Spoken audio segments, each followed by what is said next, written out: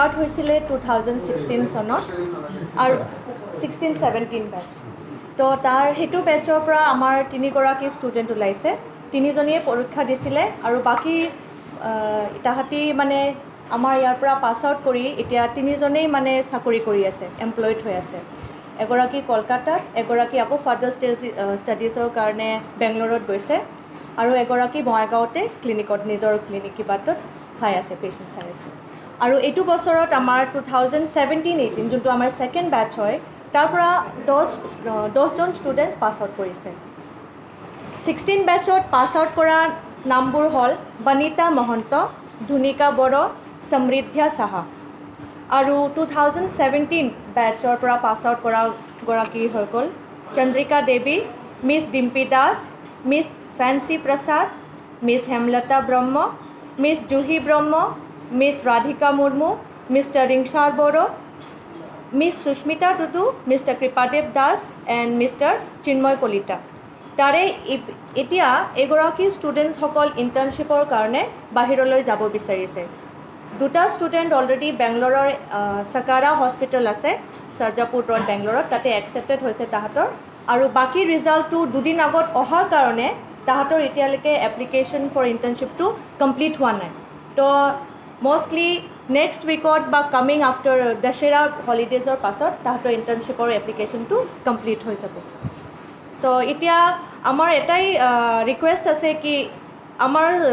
কোৰ্চটো start হোৱা 2016ত হৈছে কিন্তু আমাৰ এতিয়াও ইনফ্ৰাষ্ট্ৰাকচাৰটো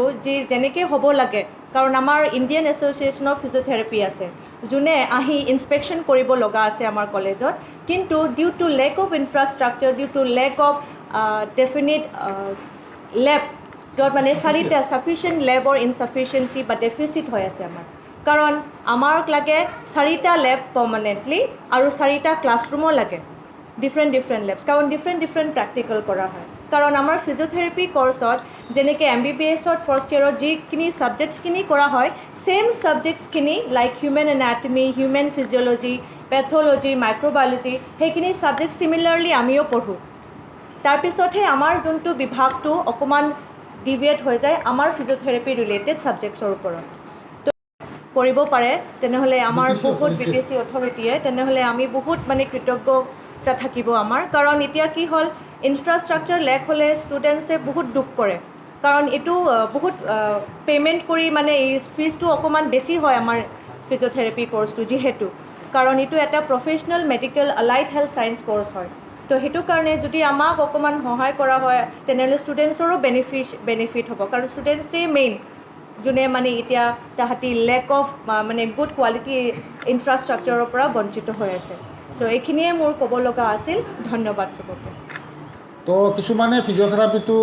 অলপ হেৰি কৰে কিন্তু হাইকোৰ্টে বাৰ্ডিক দিছে অলৰেডি সুপ্ৰিম কোৰ্টে বাৰ্ডিক দিছে এইটোলৈ কেছেও চলিছে MBBSও 4 বছৰ 6 মাহ ইণ্টাৰ্ণশ্বিপ ডেণ্টেলো 4 বছৰ 6 মাহ ইণ্টাৰ্ণশ্বিপ ছেইম গতিকে MBBS পাছ কৰি যে ডক্টৰ শব্দটোতো লিখিবতো কোনে কৈছে এইটো লৈ বহুত কণ্ট্ৰাডিক্টৰী চলি আছে তাৰপিছত এওঁলোকে সুপ্ৰিম কোৰ্ট কেছ কৰি জিকি গৈছে আৰু ফিজিঅ'থেৰাপি এছ'চিয়েশ্যনে আৰু আমিও 4.5 বছৰ 4 বছৰ প্লাছ 6 মাহ ইণ্টাৰ্ণশ্বিপ তো আমাৰ মেইন উদ্দেশ্য হ'ল আমাৰ এই BTRৰ ল'ৰা ছোৱালীখিনিক যাতে BTR হস্পিটেলবিলাকত প্ৰায় 250 পৰা 300 হস্পিটেল আছে ক'তো এটা ফিজিঅ'থেৰাপিষ্ট নাই তো গতিকে আমি আমাৰ এটিটিউডটো আছিল সেইটোৱেই যে আমি ফিজিঅ'থেৰাপি ডক্টৰ প্ৰডিউচ কৰিম বছৰত বেছিতো নোৱাৰিম 8টাৰ পৰা 10টা হ'ব আৰু বা 3টা 4টা অলপ বহুত মেৰিটৰিয়াছ হ'ব লাগিব আৰু কঠিন পাছ কৰাটো গতিকে এই বছৰ 13জন আমাৰ যিটো ওলাইছে এই 13জন যদিও বাহিৰত কৰি আছে যদি আমাৰ প্ৰমোদ বড়ো ডাঙৰীয়াৰ লগত আমাৰ ইতিমধ্যে এগ্ৰিমেণ্ট হৈ যাব MOU হৈ যাব গতিকে তেওঁ আশ্বাস দিছে আমি গোটেইকেইটাক আমি এপইণ্টমেণ্ট দিম তো সেইটো ফালৰ পৰা আমি খুচি হৈছোঁ আৰু at the same time we also appeal to BTC authority to provide fund for specially the physiotherapy department কাৰণ এইটো অনলি চৰকাৰী কলেজত এই ডিপাৰ্টমেণ্ট আছে বাকী চব প্ৰাইভেটাইজেশ্যন ক'তো নাই অসমত আণ্ডাৰ গুৱাহাটী ইউনিভাৰ্চিটি এতিয়ালৈ আমি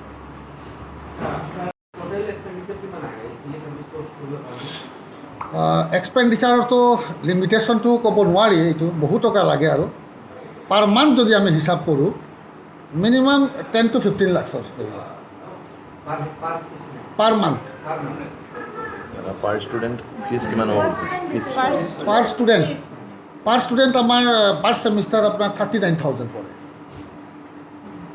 আৰু এওঁলোকেও স্কলাৰশ্বিপ পায় কিন্তু বাহিৰত যিবিলাক প্ৰাইভেটত পঢ়ে তেওঁলোকে নাপায় আৰু আমাৰ ইয়াতে পায় scholarship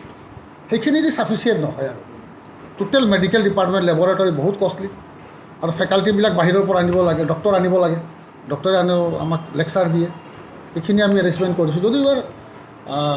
not up to the mark আমি কৰিব পৰা নাই এইটোতো ছাপৰ্ট লাগিব আমাক চৰকাৰৰ ছাপৰ্ট লাগিব higher secondary with 50% physics chemistry biology 50% তাৰ তলত নাপায় আৰু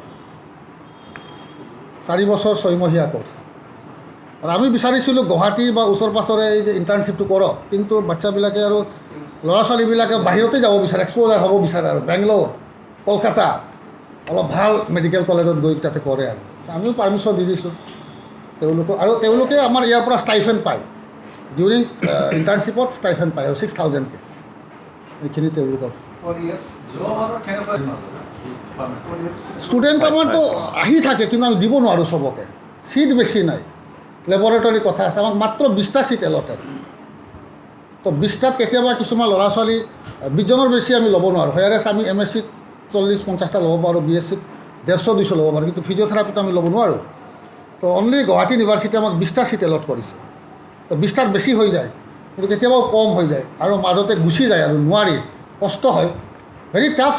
কোৰ্চটো আৰু